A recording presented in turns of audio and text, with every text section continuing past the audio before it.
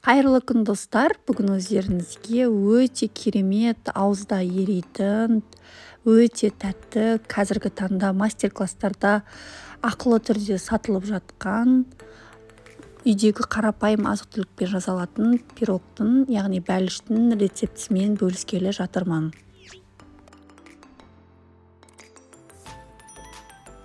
Бәлішіміздің жасалу жолына кірісейік. Алдымен жұмыртқаның сарысы, оның үстінен қантымызды салып, жақсылап араластырамыз. Бөлме температурасындағы сары майымызды саламыз. Жақсылап қантымызды ерігенше араластырамыз.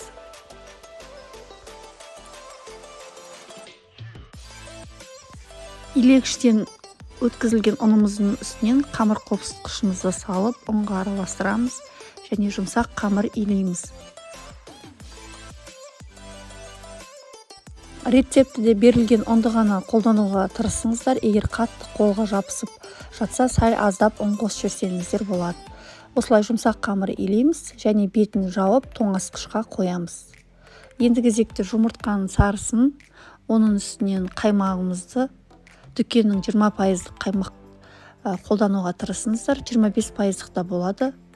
Оның үстінен қантымызды салып, осыларды жақсылап араластырамыз. Біркелкі масса болғанға дейін.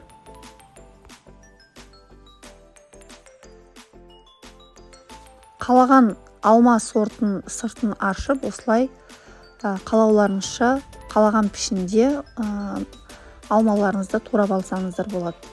Және қамырымызды алып, осылай екі бөлікке бөлеміз. Үлкендеу бөлігін бірінші жайып, оны біздің жаңағы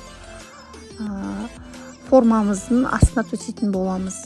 Ұнның көмегімен жаямыз.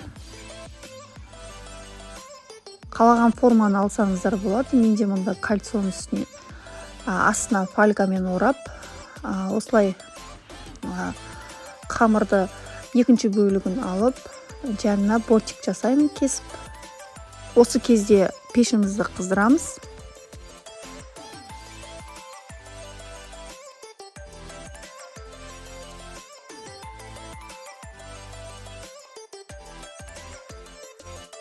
Көріп тұрғандарыңыздай, осылай жан-жағына бортик жасаймыз қолымыздың көмегімен.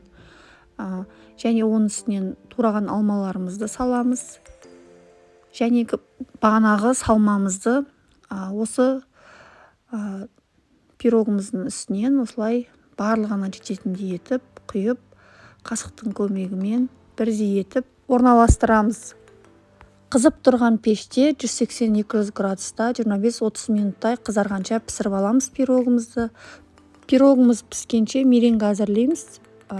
Жұмыртқаның ақуызын таза құрғақ ыдысқа саламыз және миксердің көмегімен шайқаймыз. Аздап сәл көпірген кезде қантты біртіндеп отырып салып, өз-өзін ұстағанға дейін миксермен шайқап аламыз. Және мұнда менде пирогым пісті. Оны пирогымды суытамыз. Суыған соң барып, меренгамызды осылай бетіне жағып шығамыз. Көріп тұрғандарыңыздай, осылай әдемі болып шығады. Осында узорлар жасасаңыздар болады. Қайтадан пешімізді қыздырамыз. Қызып тұрған пеште 5-7 минуттай осылай қызарғанға дейін пісіріп аламыз.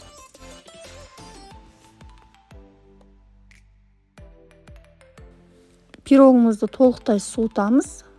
Толықтай суыған соң пышақтың көмегімен шет жақтарын жаңағы ажыратып аламыз.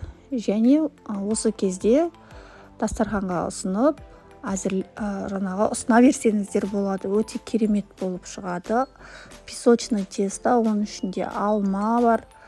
Және үстінде меренгамен өте керемет үйлесімді керемет дәм болады. Жасап көріңіздер, сіздермен болған дәмді ас.